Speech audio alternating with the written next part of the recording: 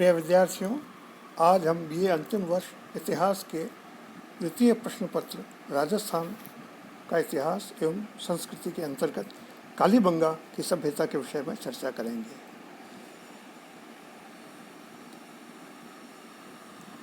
अब तक राजस्थान के बारे में किए गए अध्ययन में हमें राजस्थानी सभ्यता की एक धुंधली एवं तमपूर्ण रूपरेखा दिखाई देती है, किंतु समय की गति के साथ साथ मानव इस स्तर से आगे बढ़ा और हमें राजस्थान में सभ्यता की गोधूली की आभा दिखाई देने लगी। संभवतः ऋग्वैदिक काल से सदियों पहले राजस्थान के वर्तमान रेगिस्तानी क्षेत्र में समुद्र था तथा आहड़ उदयपुर के निकट और दृष्टद्वती एवं सरस्वती नदियाँ उस समुद्र में आकर मिलती थीं। कहा जाता है कि प्राचीन ऋषियों ने यहीं पर ऋग्वेद के कुछ मंडलों की रचना की थी। ऋग्वेद में सरस्वती एवं मरु दोनों का उल्लेख हुआ है। आहड़, दृष्टद्वती और सरस्वती नदियों के कांठों पर मानव संस्कृति सक्रिय थी।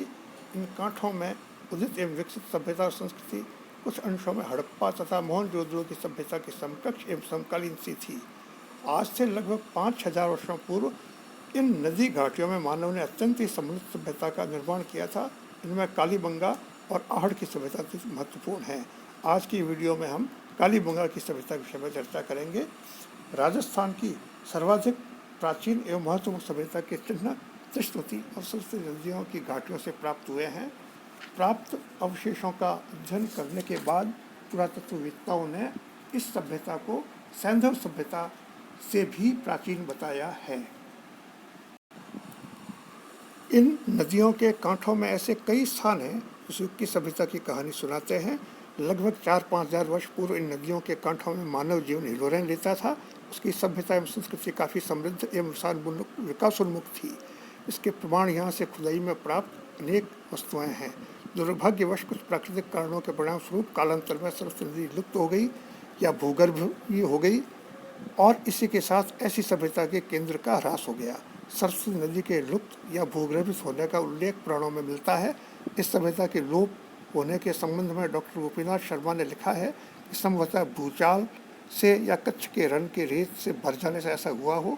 जो समुद्री हवाएं पहले इस ओर से नमी लाती थीं और वर्षा का कारण बनती थी, वही हवाएं सूखी चलने लगी और कालांतर में यह भूभाग रेत का समुद्र बन गया। इन नदियों के कांठों में सर्वाधिक महत्वपूर्ण स्थान है कालीबंगा। कालीबंगा गंगानगर जिले में घग्घर नदी के कांठों में स्थित है। कालीबंगा की सभ्यता की जानकारी के लिए भारत सरकार के पुरातत्व विभाग ने यहाँ कई सोपानों में खुदाई का काम किया। इस स्थान की सर्वप्रथम खोज श्री ए घोष ने 1952 ईस्वी में की थी। तत्पश्चात 1961 से 1969 ईस्वी तक इस स्थान पर खुदाई का कार्य श्री बी लाल, श्री BK थापर, श्री MD खरे, श्री KM श्रीवास्तव तथा श्री SP जैन जैसे विख्यात पुरातत्ववेत्ताओं के निर्देशन में हुआ। कालीबंगा की खुदाई का कार्य 5 स्तरों तक किया गया।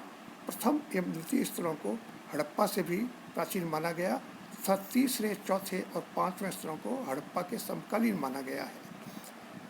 खुदाई के लिए घग्घर नदी के, जिसका प्राचीन नाम सरस्वती था, 2 टीलों को चुना गया जो आसपास की भूमि में लगभग 12 मीटर की ऊंचाई पर थे और जिनका क्षेत्र आधा किलोमीटर के लगभग था। इनमें गहराई एवं चौड़ाई में खुदाई की गई। यहाँ की खुदाई से प्राप्त सामग्री के आधार पर कहा जा सकता है कि प्रस्तर धातु काल में, जबकि अन्य क्षेत्रों में विश्व की श्रेष्ठ एवं प्राचीनतम सभ्यताएं विकसित थीं, राजस्थान के उत्तर पश्चिमी भूभाग पर भी एक श्रेष्ठ एवं समृद्ध सभ्यता का विकास हो चुका था। इस समृद्ध सभ्यता के लिए विश्व की प्राचीनतम सभ्यताओं से श्रेष्ठ नहीं कहा जा सकता, तो समकक्ष स्तर की तो अवश्य कहा जा सकता है। यदि हड़प्पा और मोहनजोदड़ो की को सैंधव सभ्यता की 2 राजधानी माना जा सकता है, तो कालीबंगा को सरस्वती सभ्यता का एक महत्वपूर्ण केंद्र कहा जा सकता है। नगर और भवन निर्माण के अंतर्गत यहाँ की एक टीले की खुदाई से कालीबंगा में प्राचीन नगर होने के प्रमाण मिलते हैं। इसको 5 स्तरों में देखा जा सकता है। इनमें से 3 स्तर ऐसे दिखाई देते हैं जिन्हें मानो पुनर्निर्मित किया गया हो। क्योंकि उस युग में इन कांठों की भूमि अत्यंत उपजाऊ थी, तो यह सहज ही अनुमान लगाया जा सकता है कि यहाँ की सभ्यता और संस्कृति उच्च कोटि की रही होगी। उत्खनन से स्पष्ट हो गया है कालीबंगा का यह क्षेत्र, उसकी सभ्यता किसी विशेष शैली के रूप निर्मित हुई थी। इसमें हड़प्पा तथा स्थानीय विशेषताओं का समुचित समन्वय हो गया था। मकानों की कतारों के मध्य में सड़कें, गलियाँ हैं जो उत्तर से दक्षिण और पूर्व से पश्चिम की ओर जाती हैं। सैंधव सभ्यता की नगर निर्माण कला में भी हमें यही विशेषता दिखाई देती है। यहाँ लंबे चौड़े और साफ सुथरे मार्ग थे, जिनकी चौड़ाई 5 से 5.5 मीटर दिखाई देती है। सड़कों को पक्का बनाने की पद्धति का प्रचार भी यहाँ दिखाई देता है। इससे यह बात स्पष्ट हो जाती है कि आदि ऐतिहासिक काल में यहाँ एक निश्चित नगर निर्माण योजना विकसित हो चुकी थी। यहाँ मकान मिट्टी की ईंटों से बनाए जाते थे। मिट्टी की ईंटों का आकार 30 × 15 × 7.5 सेमी के लगभग है। ईंटों की चुनाई करने के बाद उन ईंटों पर मिट्टी के गारे का प्लास्टर कर दिया जाता था। कालीबंगा के मकानों में सामान्यतः 4-5 बड़े कमरे, एक दालान और कुछ छोटे कमरे होते थे। कमरों के फर्श को चिकनी मिट्टी से लीप दिया जाता था। मकानों के प्रवेश द्वारों के आसपास चबूतरे बने हुए थे। 1-2 मकानों में पकाई गई ईंटों के फर्श भी दिखाई देते हैं।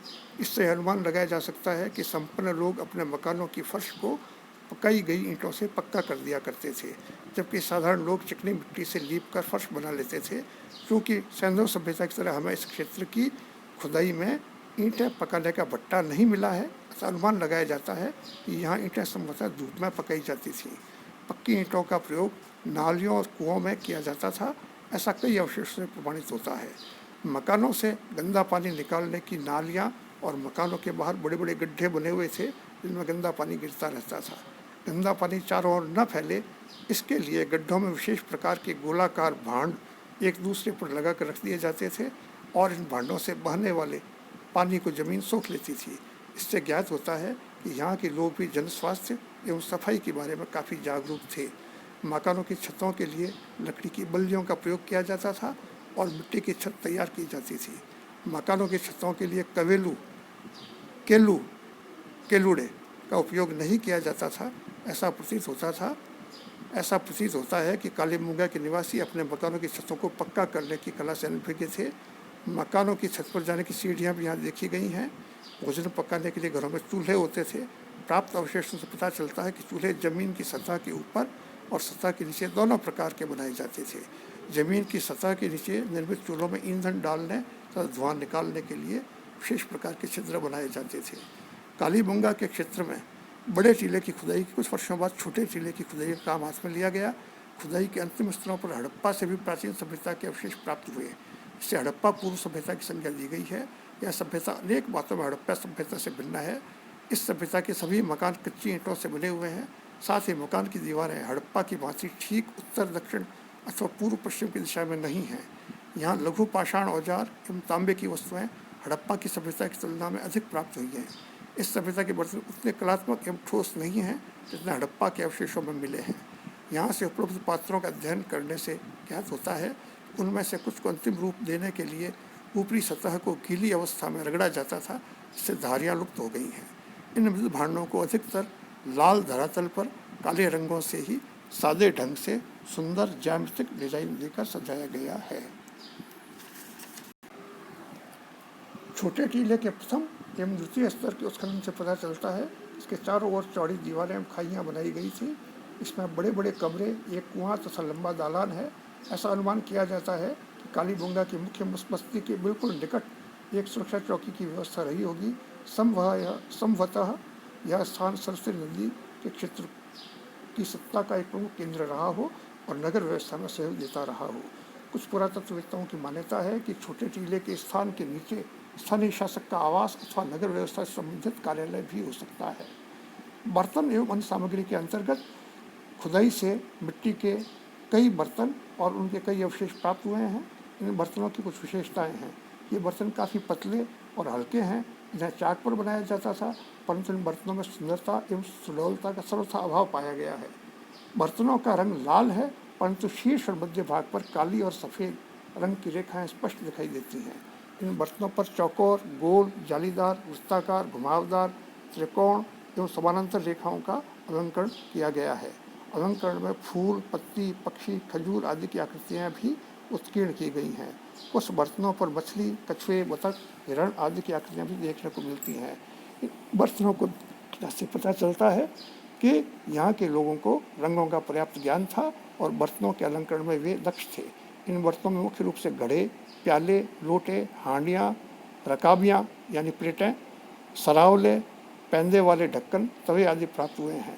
मकानों एवं बर्तनों के अतिरिक्त कालीबंगा की खुदाई से प्राप्त होने वाले अवशेषों में प्रमुख हैं खिलौने, पक्षियों और पशुओं के स्वरूप वाले मिट्टी की मोहरें, चूड़ियाँ, तोल के बाट, तांबे की चूड़ियाँ, चाकू, तांबे के औजार, कांच के मणिये आदि। मिट्टी के भांडों और मोहरों पर जो लिपि अंकित की गई है वह सैंधव लिपि से मिलती जुलती है, जिसे अभी तक पढ़ा नहीं जा सका है। इस लिपि की एक कठिनाई यह भी है कि लिपि के अक्षर एक दूसरे के ऊपर खुले प्रतीत होते हैं। यह लिपि सैंधव लिपि की तरह दाएं से बाएं की ओर लिखी गई प्रतीत होती है। हड़प्पा पूर्व सभ्यता के ऐसे ही अवशेष पाकिस्तान के कोट दीजी नामक स्थान से भी मिले हैं।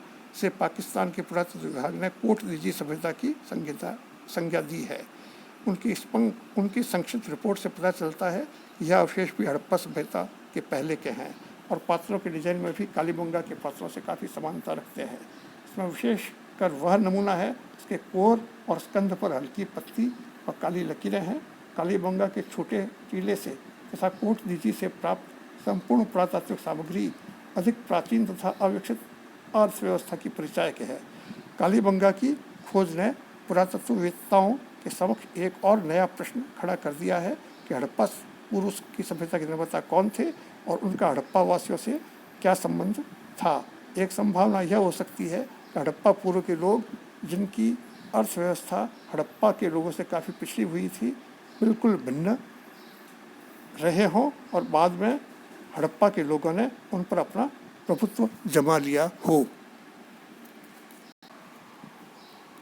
दूसरी संभावना यह हो सकती है कि दोनों एक ही समुदाय की दो श्रेणियां रही हों, एक अपने विकास की आरंभिक अवस्था में और दूसरी विकास के बाद वाली अवस्था में।